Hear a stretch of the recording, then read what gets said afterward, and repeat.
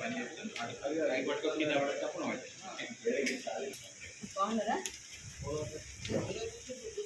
ఓ చల్లగా చేసుకున్నట్టున్నారు. అదే first time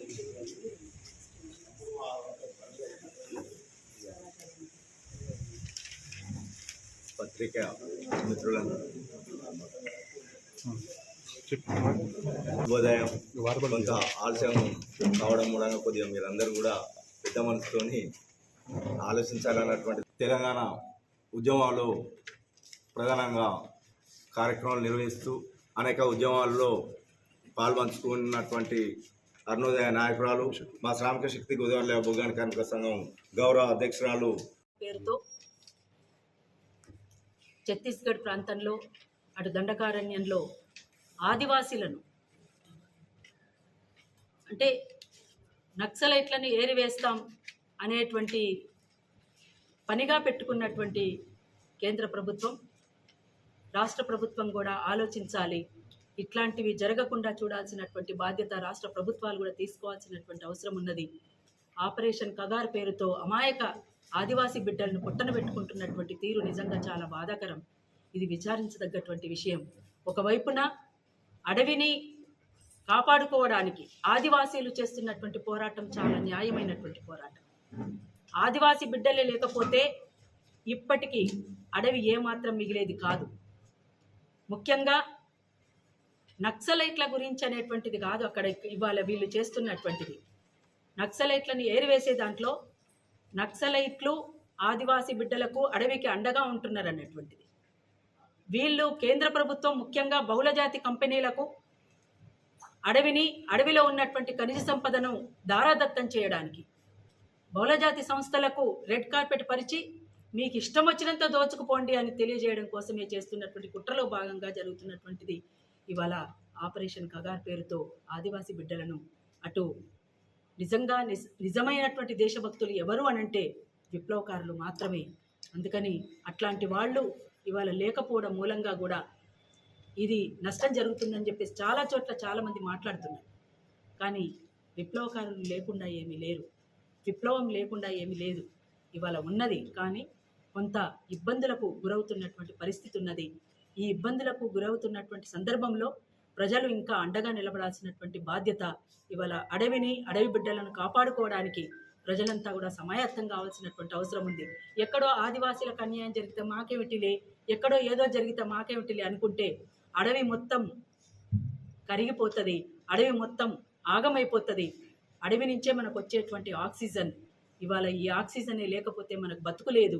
అందుకోసం అడవిని కాపాడుతున్నటువంటి ఆదివాసీ బిడ్డలకు అండగా, ఆదివాసీలు చేస్తున్నటువంటి పోరాటాలకు అండగా మనం నిలబడాల్సినటువంటి కనీస బాధ్యత మనుషులంగా మానవీయ కోణంతో అడవి బిడ్డలను కాపాడుకోవడానికి ముందుకు రావాల్సినటువంటి అవసరం ఉన్నది. నిజంగా ఇది చాలా బాధాకరం.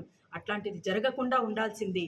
ఆపరేషన్ కగార్ పేరుతో ఈ మధ్యకాలంలో జరుగుతున్నటువంటివి చాలా విచారకరమైనటువంటి బాధాకరమైనటువంటి అంశం ఇది. అందుకోసం అది మరొకసారి పునరావృతం కాకుండా చూసుకోవాల్సినటువంటి బాధ్యత ఇవాళ ఖచ్చితంగా ఇక్కడ ఉన్నటువంటి రాష్ట్ర ప్రభుత్వాలు తీసుకోవాలి. అందుకోసం కేంద్రం కూడా ఆలోచించాల్సినటువంటి అవసరం ఉన్నది. ఇవాళ ఆదివాసీలు చేస్తున్నటువంటిది న్యాయమైనటువంటి పోరాటం. ఆ పోరాటానికి బయటి ప్రపంచం అంతా కూడా అండగా నిలబడాల్సినటువంటి బాధ్యత కూడా ఉంది అనేటువంటిది ఆలోచించాలని సవినయంగా నేను కోరుతా ఉన్నాను. లాల్ సార్, చాలా కాలం తర్వాత మళ్ళీ మీ అందరినీ కలుసుకోవడం చాలా సంతోషం. ఏఐఎఫ్టీయూకి ఉన్నటువంటి చరిత్ర గురించి నేను ఇవాళ మీకు కొత్తగా చెప్పాల్సింది ఏం లేదు. ఇదొక విప్లవ కార్మిక ఉద్యమ సంస్థ. ఈ సంస్థలో ఆనాటి నుంచి ఈనాటి వరకు ఈ సంస్థ కింద అనేక పోరాటాలు, ఆ పోరాటాలలో విజయాలు, ఆ విజయాలు చూస్తూ ముందుకు సాగుతున్నటువంటి తరుణంలో ఇదే సింగరేణి ప్రాంతంలో కామ్రేడ్ ఎస్ఆర్ అన్న నుంచి మొదలుకొని ఈనాటి వరకు వివిధ రంగాలలో వివిధ కార్యక్రమాలలో ఎంతోమంది కామ్రేడ్స్ వాళ్ళ ప్రాణాలను సైతం పణంగా పెట్టి ఈ విప్లవ కార్మికోద్యమాన్ని ఏఐఎఫ్టీయూని ముందుకు తీసుకుపోతున్నటువంటి తరుణం ఇది. ముఖ్యంగా మలిదశ తెలంగాణ ఉద్యమంలో సింగరేణికి ఉన్నటువంటి ప్రాధాన్యతను దృష్టిలో ఉంచుకొని ఈ సింగరేణి ప్రాంతంలో సింగరేణి కార్మికులు చేసినటువంటి పోరాట పటిమను ప్రపంచానికి తెలియజేయాల్సినటువంటి అవసరం ఉందని అరుణోదయ గాను ఏఐఎఫ్టియు గాను మేమందరం కూడా ఇక్కడ అనేక పోరాటాలు నిర్వహించిన తీరు కూడా మీ అందరికీ తెలుసు. అట్లా ఇవాళ ఏఐఎఫ్టియు రాష్ట్ర జనరల్ కౌన్సిల్ ఇక్కడ పెట్టడానికి గల కారణం కూడా అదే. ఈ సింగరేణికి ఉన్నటువంటి ప్రాధాన్యతను, ఈ సింగరేణితో పాటు వివిధ రంగాలను ఇవాళ ప్రభుత్వానికి సంబంధించినటువంటి అనేక రంగాలను ప్రైవేటీకరణ చేయడానికి అటు కేంద్ర ప్రభుత్వాలు ఇటు రాష్ట్ర ప్రభుత్వాలు పూనుకుంటున్నటువంటి తరుణంలో ఒకవైపున ప్రైవేటీకరణ ప్రపంచీకరణలో ప్రజలంతా కూడా సతమతమైపోతున్నటువంటి పరిస్థితి. ఇట్లాంటి సిచ్యుయేషన్లో ఇవాళ ఈ రంగాన్ని కాపాడుకోవాల్సినటువంటి అవసరం అయితే ఉన్నది. ముఖ్యంగా సింగరేణి అనేటువంటిది ఒక గుండెకాయ లాంటిది తెలంగాణకు.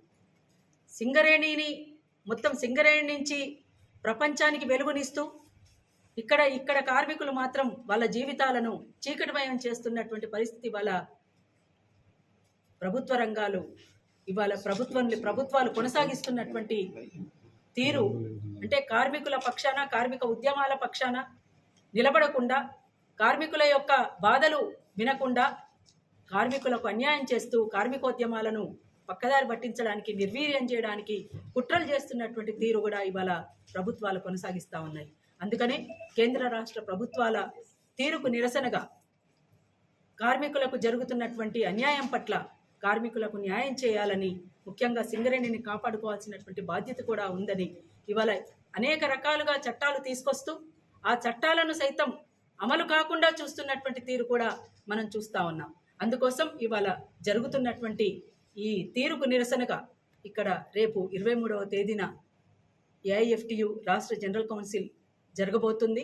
దానికి పెద్ద ఎత్తున రాష్ట్ర వ్యాప్తంగా ఉన్నటువంటి కార్మికులు కర్షకులు కూడా కొంతమంది వీళ్లకు సంఘీభావంగా కదిలి వస్తున్నారు.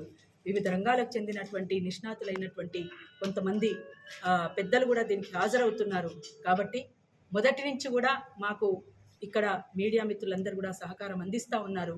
ఆ రకంగా ముందు కూడా మాకు అండగా నిలబడాలని, మాకు అంటే ఇవాళ ఉద్యమాలకు నిజాయితీగా నిఖార్సైనటువంటి ఉద్యమాలు ఏమున్నాయి, ఆ ఉద్యమాలకు ఎట్లా అండనివ్వాలి, ఎట్లా సపోర్ట్నివ్వాలి అనేటువంటి దాంట్లో మీడియా కూడా ఒక ప్రధాన భూమిక పోషిస్తున్నటువంటిది.